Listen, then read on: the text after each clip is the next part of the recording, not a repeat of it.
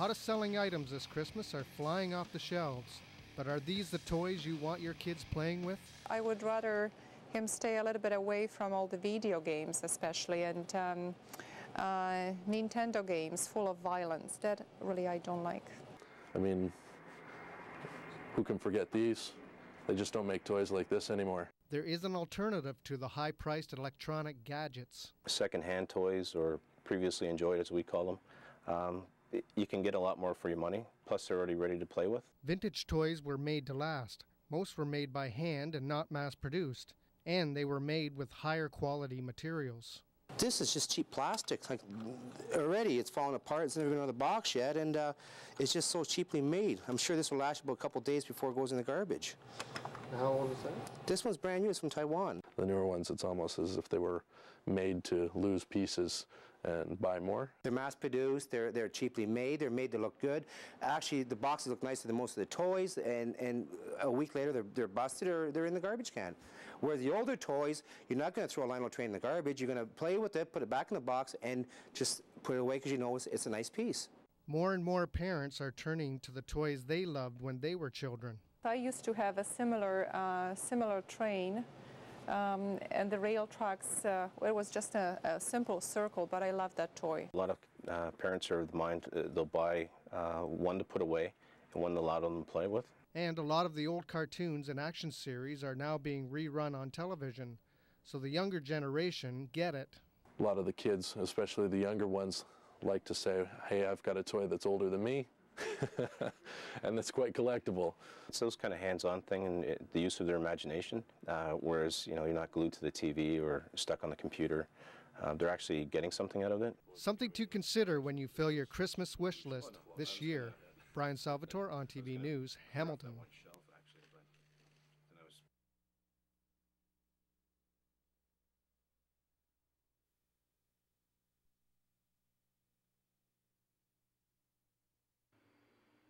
There's something about toys that brings a smile to your face. Maybe that's why Jeff Smith is like a kid in a candy store. There are days like Christmas when I get a package. Toys have always been, an interest to me, and it just kind of became a business. Cool stuff, it's called. To some, it's paradise. It's like a treasure hunt. Al drove 3 hours from Buckhorn to get his hands on the new arrivals. Reminds me of the olden days when I was growing up as a kid watching superheroes. Just the look on their face when they see things that they remember from when they're little. That's what I like.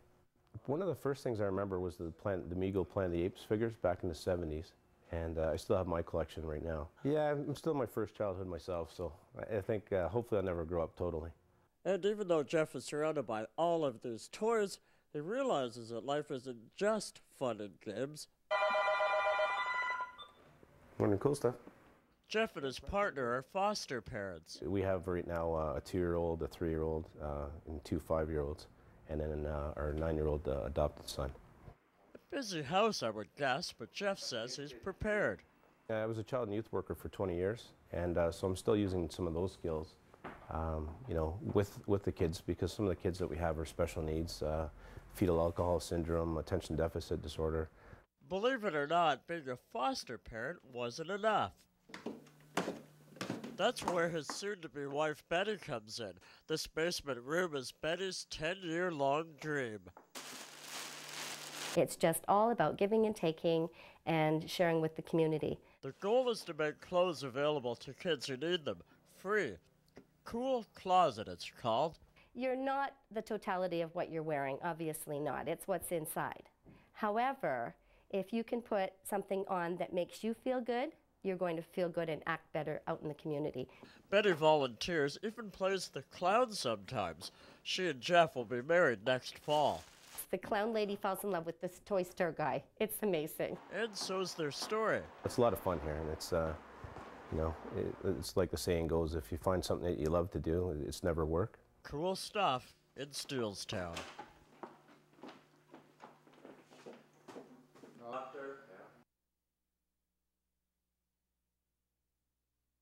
And donated a buggy, half of a bin full of receiving blankets great. and clothing and baby bottles. We had everything.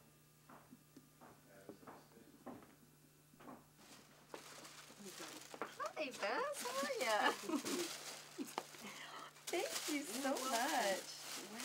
I have, oh. And Brian donated our, where's my little bear? Brian donated, here he is, this little bear here. We'll put him right there. Has all been donated. That's excellent. The Reds, I'm doing it on a zero budget. With the help of my buddies here, they help me sort. Good, thanks for coming. Thank you. Mary Ann Hempstead. All right, sir. Joel. All right. All right. Awesome, awesome. That's great.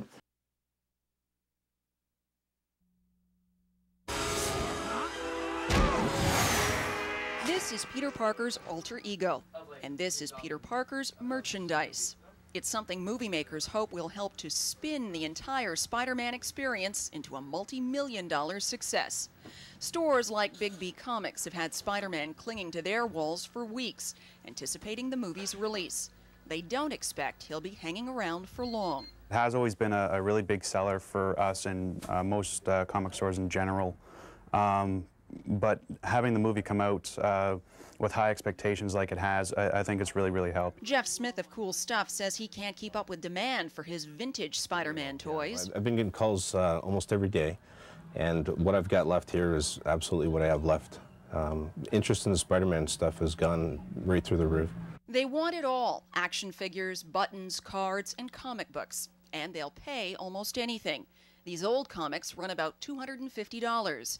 New is nice, but vintage has a charm of its own. Well, I think a lot of it has to do with stuff that people grew up with, and stuff that you can't find at the other stores right now.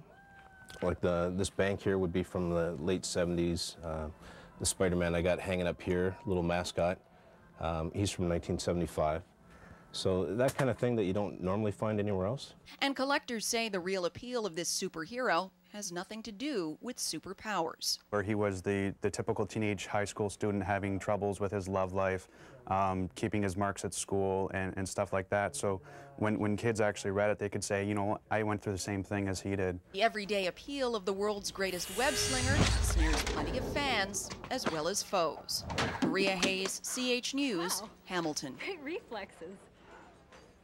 Thanks. No problem.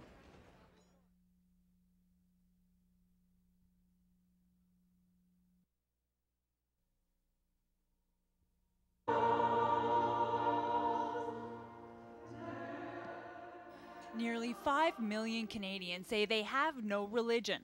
That's as many as those who attend Anglican and United churches combined. And it's a 44% increase from the last time the question was asked on a census in 1990. Some Canadians didn't agree that the religion question should even be asked on the census. For them, it was a private issue. So a protest was organized through the internet, and 20,000 Canadians said their religion was Jedi. There aren't enough Jedi to protect the Republic. We're keepers of the peace, not soldiers. But Jeff Smith, who owns a collectible shop, says maybe the Jedi ideals are really what Canadians are looking for in a religion. For some, I think it's like a higher ideal of what life should be like, you know, treating people fairly and indifferently. Reverend Bob Johnson says fewer people want to follow the rules of a church. The number of Protestants in Canada has dropped from 35% of the population to 29%. If you look at Melrose here, why it used to have 400 worshipers, and today we're down to 80 worshipers. 2 blocks away, St. Joseph's Catholic Church is packed on Sundays. Since Father Jim Volk came to the pulpit, it's gone from serving 800 families to about 1,400 families. Catholicism is still the dominant religion in Canada. All the people coming over from Europe from years and years back, so many of them were Catholic. And that sense of tradition, that sense of ethnic Catholicity stays very, very strong. Immigration also accounts for the surge in our Muslim population, although many Canadians are now converting to Islam, 50 in Hamilton alone recently. In Canada, there are 128% more Muslims since 1990. I think it's the most appealing part of this country. In this country, people are dignified, people are given dignity, and people can be, you could yet be different and you can still be Canadian. We can be Christian, Muslim, Jewish, or even Jedi. Lisa Hefner, CH News, Hamilton. I will not